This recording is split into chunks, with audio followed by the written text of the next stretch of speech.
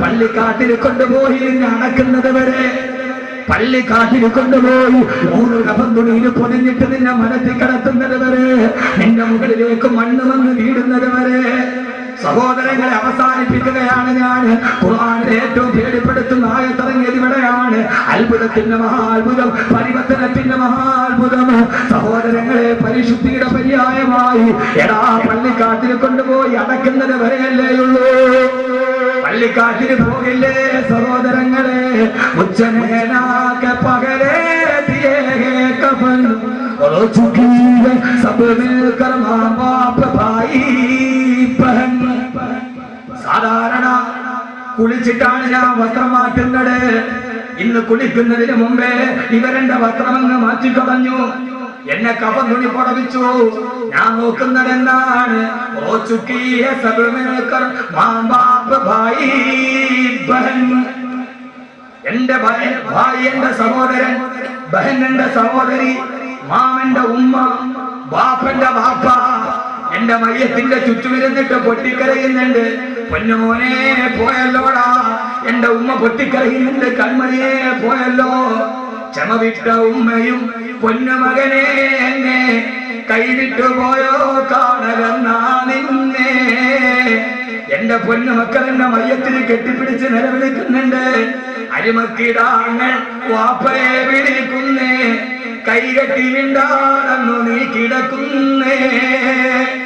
എന്റെ 8 വയസ്സുകാരനും എന്റെ 5 വയസ്സുകാരനും കൊണ്ട് തീരാ കണ്ണ് കൊതി തീരാത്ത 5 മാസം പ്രായമുള്ള എന്റെ പൊന്നുമോള് എല്ലാവരും കരഞ്ഞ് പറയാതെ എന്റെ മയ്യത്തിന് കെട്ടിപ്പിടിച്ച് കരയുന്നുണ്ട്.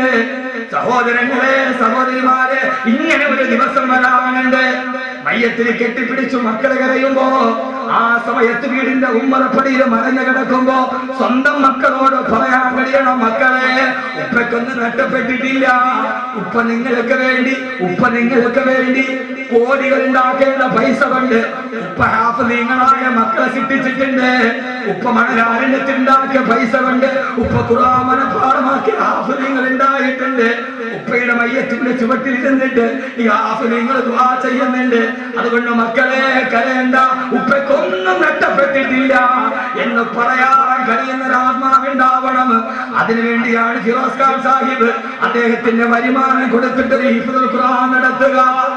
ലാഭമല്ലേ സഹോദരങ്ങളെ, ലാഭമല്ലേ? മാസം 50,000 രൂപ ചെലവുണ്ട്. 10 മാസം മാറ്റിവെച്ചാൽ 5 ലക്ഷമായി.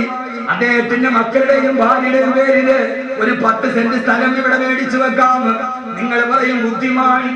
പക്ഷേ ചെയ്യുന്ന കച്ചവടത്തിലേറ്റവും നല്ലതാ റബ്ബിന്റെ ആജ്ഞയെ കൊത്തു നീ നടക്കുന്നതാ. ഏറ്റവും നല്ല കച്ചവടം ഈ കച്ചവടമാണ്. കാരണം ഖബറിലേക്ക് പോകുന്ന സമയത്ത്, ആരില്ലാത്ത സമയത്ത്, ഖബറിന്റെ ആഴം സ്നേഹിതാ നീ നോക്ക്, അതിൽ നിന്നെ മെല്ലെ ഇറക്കലും ഒന്നോർക്ക്. പിടിമണ്ണ് മാറിയിട്ടു മീതായെന്നിട്ട് എല്ലാവരും പോയി. പിന്നെ ആണ്ടതിക്കൊരു പ്രാവശ്യമാണ് വാപ്പയുടെ ഖബർ കാണുക.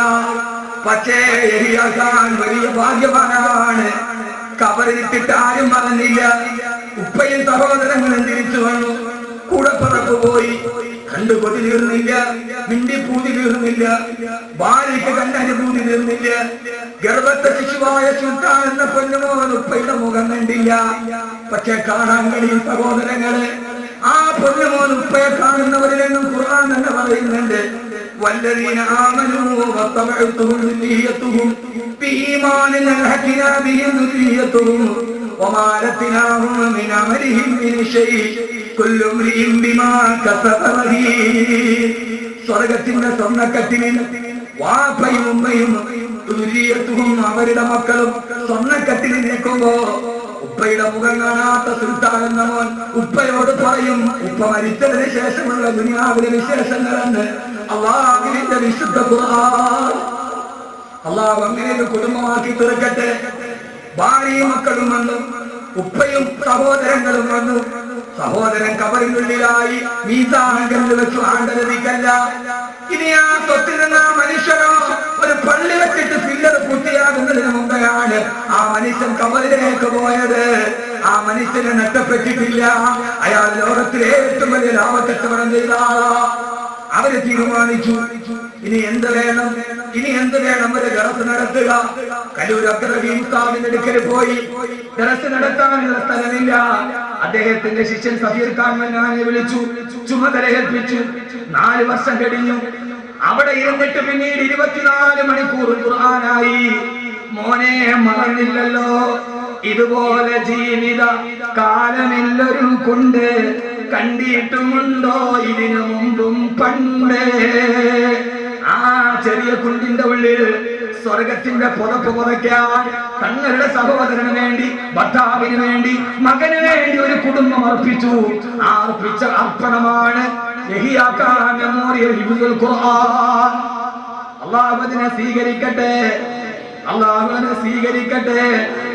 ആ മനുഷ്യൻ ഖബറിൽ കിടക്കുമ്പോ ഒരു വെളിച്ചം വരും. ഈ വെളിച്ചമേടാ അന സാഹിബുക്കൽ ഖുർആൻ, ഞാൻ എന്റെ കൂട്ടുകാരനായ ഖുർആനാണെന്ന് ഖബറിൽ അത് വിളിച്ചു പറയുമെന്ന് വിശുദ്ധനായ നബി മുഹമ്മദ് മുസ്തഫ. നഷ്ടമല്ല ഇതിൽ വലിയൊരു ലാഭം ലോകത്ത് ചെയ്യാൻ. ആ മരിച്ച സഹോദരങ്ങളെ, ആ മനുഷ്യൻ മരിച്ചിട്ടില്ല. യഹിയാ ഖാൻ എന്ന മനുഷ്യന്റെ ശരീരമാണ് ഖബറിനുള്ളിൽ പോയത്. റൂഹിലാണ് 7ാം ആകാശത്തിന്റെ മുകളിലിരുന്ന് ആ റൂഹിന്റെ ശക്തി കൊണ്ട് കാണുന്നുണ്ട്. ഈ സദസ്സ് ഉറപ്പാണ്, ഉറപ്പാണ്, ഉറപ്പാണ്. വൻദോഷത്തിന്റെ വണ്ടിയുമായി നരകത്തിന്റെ മുമ്പിൽ നിൽക്കുകയാണ്. ഹബീബായ റസൂലുള്ളാഹി അബൂ ഹുറൈറ റളിയല്ലാഹു തആല അൻഹു സുബഹി നമസ്കാരം കഴിഞ്ഞ് എഴുന്നേറ്റു. കുപ്പായത്തിൽ പിടിച്ചു വലിച്ചിരുത്തി, അബൂ ഹുറൈറ, നിന്നോട് ഞാനൊരു കാര്യം പറഞ്ഞു തരട്ടെ അബൂ ഹുറൈറ. എന്താണ് നബിയേ? സ്വർഗത്തിന്റെ നരകത്തിന്റെ മുമ്പിൽ ഒരു വാപ്പയും ഉമ്മയും വന്ന് നിൽക്കും. എന്നിട്ട് ആ വാപ്പയും ഉമ്മയും അത്ര തക്കവയുള്ളവരല്ല, പക്ഷെ അവരുടെ മകൻ ഹാഫിളാണ്. ആ ഉപ്പയും ഉമ്മയും നരകത്തിലേക്ക് അള്ള വിടും. ഈ മകൻ പക്ഷേ സ്വർഗത്തിന് പോവില്ല. അവൻ ഹാഫിളാണ്, സ്വർഗത്തിന് പോവില്ല. മലക്കുകൾ ചോദിക്കും, നീ എന്താ സ്വർഗത്തിന് പോകാത്തതെന്താ? ഞാൻ പോവില്ല, എന്റെ ഉപ്പയും ഉമ്മയും നരകത്തിലേക്ക് നിൽക്കുകയാണ്. ആ സമയത്ത് ഹാഫിളായ പൊന്നുമോൻ നരകത്തിന്റെ മുമ്പിലുള്ള പടിയിൽ ഇങ്ങനെ കറങ്ങി നടക്കും. എന്നിട്ട് അവന്റെ ഉപ്പയുടെ ഉമ്മയുടെ കയ്യിൽ പിടിച്ച് അവൻ സ്വർഗത്തിലേക്ക് വലിച്ചിടും. അല്ലാഹുവേ, ഇവരാണ് എന്നെ ഹാഫിളാക്കിയത്, ഈ ഉമ്മയാണ് എന്നെ ഹാഫിളാക്കിയത്, ഇവരാണ് എന്നെ ഹാഫിളാക്കാൻ വിട്ടത്. അവരില്ലാതെ ഞാൻ പോകില്ല റബ്ബേ. ഒരു ഹാഫിളിന് 40 പേരെ സ്വർഗത്തിലേക്ക് ശുപാർശ ചെയ്യാം. അതൊന്ന് എന്റെ ഉപ്പയാണ്, രണ്ടാമത് എന്റെ ഉമ്മയാന്ന് പറഞ്ഞ് കൈ പിടിച്ച് സ്വർഗത്തിലേക്ക് വലിച്ചിട്ടിട്ട് ആ മക്കള് സ്വർഗത്തിലേക്ക് പോകും. അബൂ ഹുറൈറ, ഏതുപോലെ എഴുന്നേറ്റ് പോയ നിന്നെ ഞാൻ കുപ്പായത്തിന് പിടിച്ചു തിരിച്ചതുപോലെ എന്ന് നബി മുഹമ്മദ് മുസ്തഫ. അല്ലാഹു തൗഫീഖ് നൽകട്ടെ. തീർന്നില്ല. ഒരു ചാണ്ടുകളിൽ സൂര്യൻ, താഴെ ചെമ്പിന്റെ തല, ഹിസാബിന് വേണ്ടി കിടന്നിട്ട് പിടയുകയാണ്. അമ്പിയാക്കളുടെ പുറകെ ഓടുകയാണ്.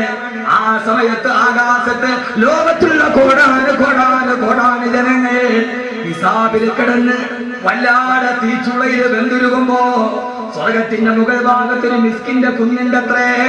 ആ മിസ്കിന്റെ കുന്നിലിരുന്നിട്ട് ആ കുന്നിലൊരു ചെറിയ വൃക്ഷമുണ്ട്, ഇസ്മുഹു തൂബ. ആ വൃക്ഷത്തിന്റെ പേര് തൂബ എന്നാണ്. തൂബ വൃക്ഷത്തിന്റെ ചുവട്ടിൽ കുറെ കുട്ടികളും കുറെ മുതിർന്നവരും ഇരുന്ന് സ്വകാര്യം പറയും, പൊട്ടിച്ചിരിക്കും. അവർക്ക് ഹിസാബില്ല. ബാക്കിയുള്ളവരൊക്കെ ഹിസാബിൽ നിൽക്കുകയാണ്. താഴെ നിൽക്കുന്ന ആളുകളുടെ മുകളിൽ സ്വർഗത്തിന്റെ മിസ്കിന്റെ കുന്നിലിരിക്കുന്ന അവരോട് ചോദിക്കും, നിങ്ങളാരാ? നിങ്ങൾക്ക് ഹിസാബില്ലല്ലോ, നിങ്ങളാരാ? സ്വർഗത്തിന്റെ കുന്നിലിരിക്കുന്നവരാരാ? ആ സമയത്ത് അവര് പറയും, ഞങ്ങളാരെന്നറിയോ?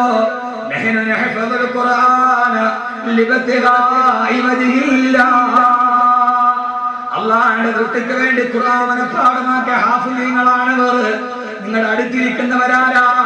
അവര് പറയും, ഞങ്ങളുടെ അടുത്തിരിക്കുന്നത് ഞങ്ങൾ ഹാഫിളാവാൻ പോയപ്പോ ഞങ്ങൾക്ക് ഭക്ഷണം തന്ന, ഞങ്ങൾക്ക് വസ്ത്രം തന്ന, ഞങ്ങളെ സഹായിച്ചവര് ഞങ്ങളുടെ മാതാപിതാക്കളുമാണ്. ഇൻഷാ അല്ലാഹ് കാവുകളെ കുടുംബത്തിന് സ്വർഗത്തിന്റെ ഈ തൂബാ വൃക്ഷത്തിന്റെ ചുവട്ടിൽ ഇരിക്കാനുള്ള ഒരു വസീലയായി ഈ സ്ഥാപനത്തെ അല്ലാഹു മാറ്റുമാറാകട്ടെ. അവിടെ വെച്ച് പറയണം, അവിടെ എല്ലാവരും ഉണ്ടാകണം, ഈ കുടുംബം മുഴുവൻ ഉണ്ടാകണം. ഞങ്ങൾ ആരാ? ഞങ്ങളെ ഹാഫിളീങ്ങളെ വളർത്തിയവരാണെന്ന് പറയാൻ കഴിയുന്ന അഭിമാനത്തിന്റെ സ്വർഗത്തിന്റെ മിസ്കിന്റെ കുന്നിൽ സ്വർഗത്തിന്റെ തൂബാമരത്തിന്റെ താഴ്വരയിൽ ഒരുമിച്ച് കൂടാൻ കഴിയുന്ന മുത്തഖീങ്ങളാക്കി ഹാഫിളീങ്ങളായി അല്ലാഹു സ്വീകരിക്കട്ടെ.